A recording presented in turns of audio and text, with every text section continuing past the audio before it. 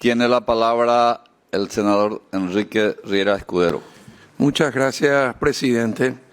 La verdad que voy a tratar de basarme en hechos y no hacer alusiones personales a quienes aprecio y respeto, pero me sorprende la parcialidad interesada con que analizan hechos puntuales, ¿verdad? Y sobre todo la memoria selectiva. Resulta ser que la aventura del señor Morales comenzó en el 2009 y una vez electo por el voto popular en su primer mandato, que creo que nadie objetó, se le ocurrió cambiar la Constitución. Y la Constitución, les recuerdo, y busquen en los diarios, se aprobó en un cuartel. O sea, empezamos ya con la libertad totalmente restringida. La Constitución boliviana que consagra el Estado plurinacional se aprobó en un cuartel. ¿De qué libertad me están hablando? Pero como aprobó una nueva Constitución, entonces dijo que el primer mandato no contaba y se volvió a elegir, ¿verdad?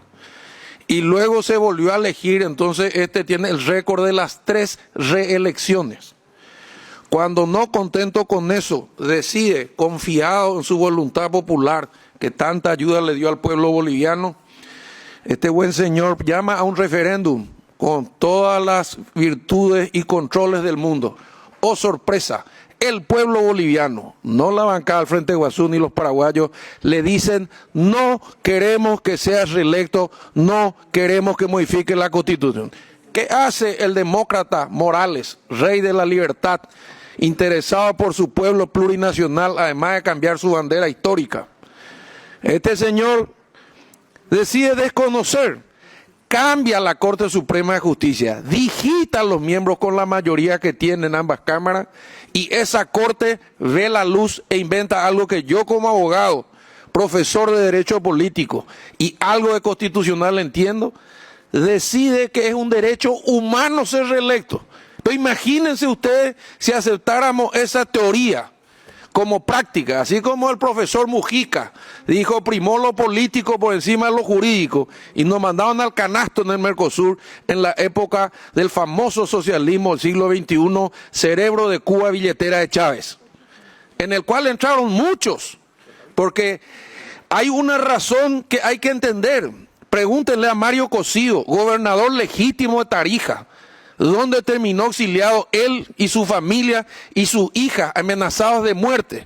¿Dónde está el respeto a la voluntad popular? Pero no solo él, la pequeña media luna que no se somete al socialismo del siglo XXI, a ideas perimidas de modelos fracasados en el mundo entero, también fueron todos amenazados. De los 6 gobernadores hay uno que sobrevive. 2 se escaparon, 2 están presos hasta hoy. La voluntad popular que respetan los demócratas en nuestro Congreso.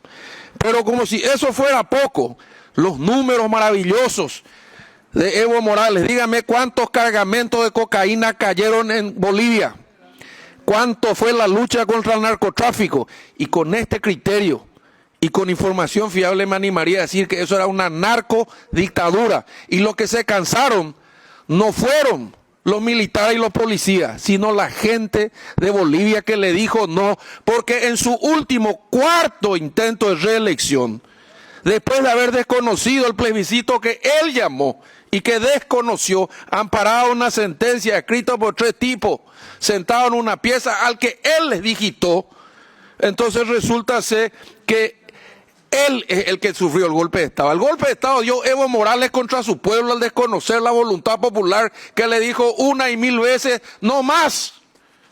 Pero no obstante, además de eso, el señor demócrata Evo Morales dictó una ley que con sola acusación de un fiscal que nombró él, que nombra él, porque yo hablé con el presidente del Consejo de la Magistratura de Bolivia, una mujer pequeña, que era cholita, y me dijo: me eligieron porque tengo el aspecto, no tengo presupuesto, no me dejan elegir, los fiscales pone el presidente. Pero esa acusación, repito, acusación, y usted, presidente, tiene una jurisprudencia al respecto, hacía perder cargo electivo. O sea, un fiscal de cualquier lugar apuntaba a un intendente, allá se llaman alcalde, automáticamente perdía el cargo. ¿Dónde está el derecho a la defensa? ¿Dónde están las garantías constitucionales de la Constitución plurinacional? No existe. 180 alcaldes fueron echados por la acusación de un fiscal sin ni una prueba. Naturalmente todos del sector donde el señor Morales no tenía adeptos. Y sin embargo los que sostienen la economía de Bolivia, y todos lo sabemos, así como California y Estados Unidos, es la región de Santa Cruz, es la pequeña media luna de Bolivia, que hacen lo posible o lo imposible para seguir produciendo a pesar de esta terrible inseguridad jurídica, donde un señor hace 14 años se decide no ir a pesar de que el pueblo le dijo 2 veces. Hubo una gran discusión si se legitimaba o no esta elección. Y al final dijeron, bueno, vamos a ganar de vuelta. ¿Y quién paró el conteo? Fue el pueblo, fue el ejército, fue el complot, fue el imperialismo. No, paró Morales. ¿Por qué? Porque Morales dirige el Tribunal Superior de Justicia Electoral también. ¿Y por qué tiene mayoría en ambas cámaras? Porque al igual que la receta del bolivianismo del siglo XXI, modifican las leyes electorales como si nosotros fuéramos los vivos del batallón, y donde tenemos mayoría colorada, por ejemplo en el rojo departamento de Paraguarí, le damos un mayor peso electoral. Y donde tenemos minoría, como por ejemplo podría ser en algunas ciudades de cordillera, entonces disminuimos el peso de la carga electoral y la representatividad en los pueblos liberales. Entonces es lógico tener mayoría. Si nos representan lo mismo los estados, no hacen como nosotros por cada 25.000 ciudadanos un elector o un voto o un representante. Ellos ajustan las leyes. Y permítame decirle algo más. Además de todo esto, la pregunta que yo me hago es, ¿por qué si sueñan con el paraíso dorado de Cuba, Venezuela, Nicaragua, no pidió asilo ahí? Iba a estar tan cómodo, ¿verdad?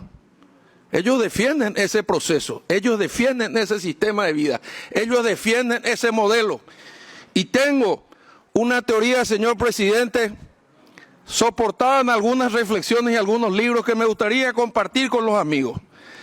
En el año 1989 cae el comunismo, cae el muro de Berlín, el capitalismo triunfante, embebido en la euforia de su libertad, que es el motor que mueve la masa, el mundo y la economía, que es la bandera más preciada que hemos defendido muchos aquí dentro y fuera del país, se olvidaron de construir un discurso para sostener las instituciones republicanas y democráticas que hoy mantienen nuestro Paraguay y muchos otros países en gran desarrollo.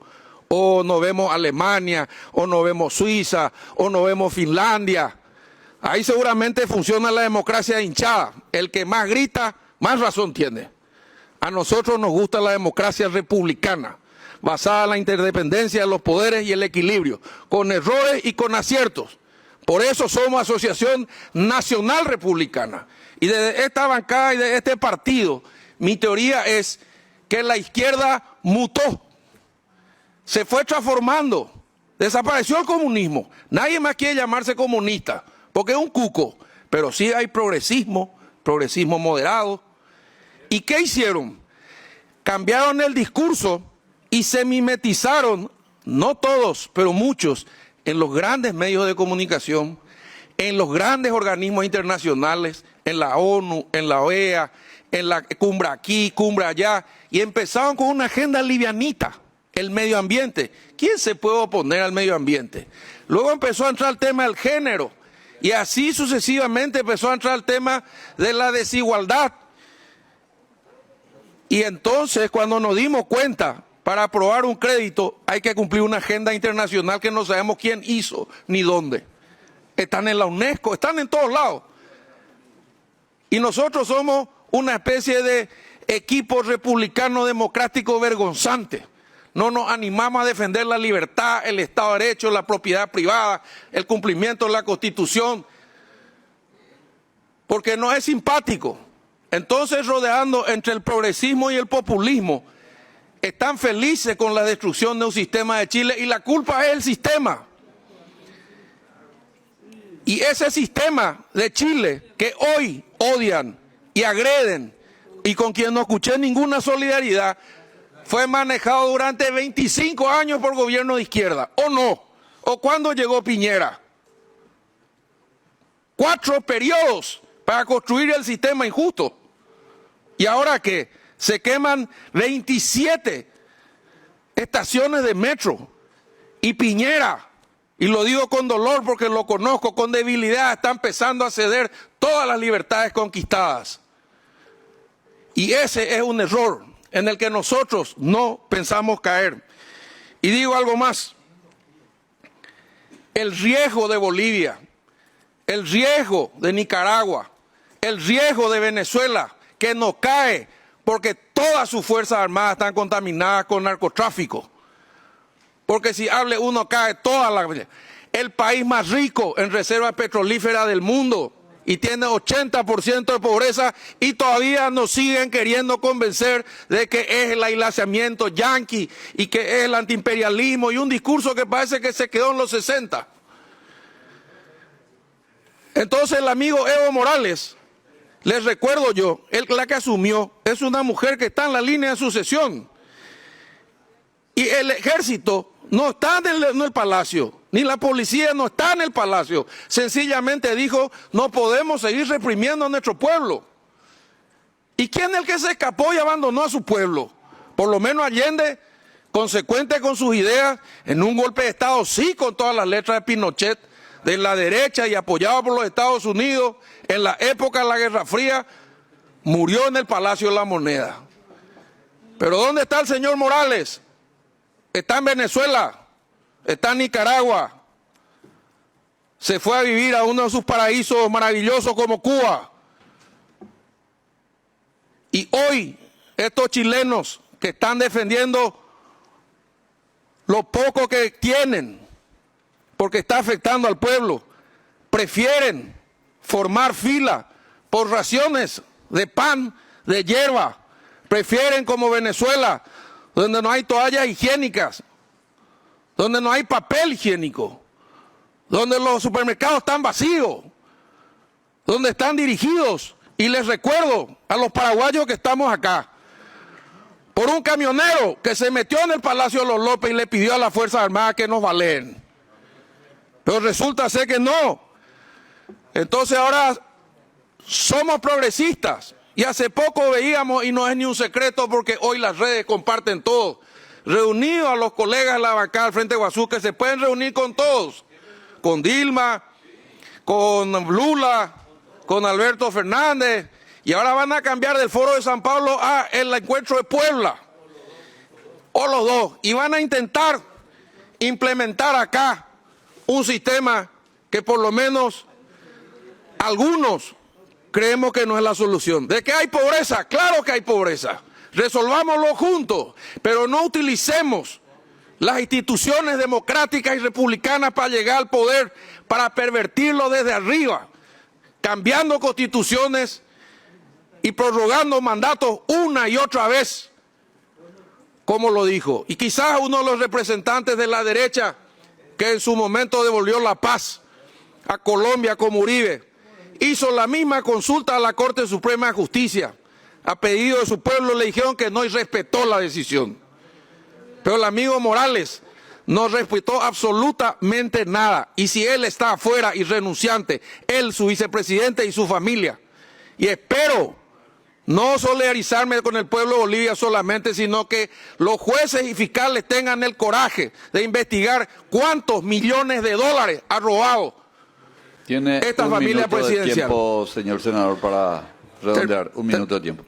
Muchas gracias. Termino diciendo nada más que el debate en el marco de las ideas y el debate con cierta vehemencia tiene que ser sostenido con hechos.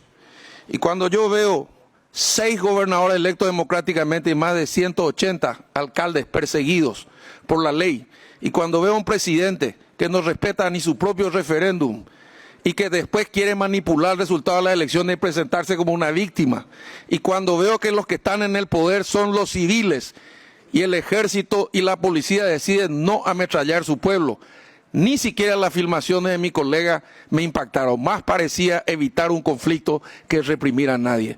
Por esa razón, señor presidente, rechazo terminantemente una declaración de que lo que pasó en Bolivia es un golpe de Estado y ratifico profunda, íntima y convincentemente que la República, el Estado de Derecho, la propiedad privada es la solución para resolver los graves problemas sociales, económicos que tenemos en Paraguay. Gracias, presidente.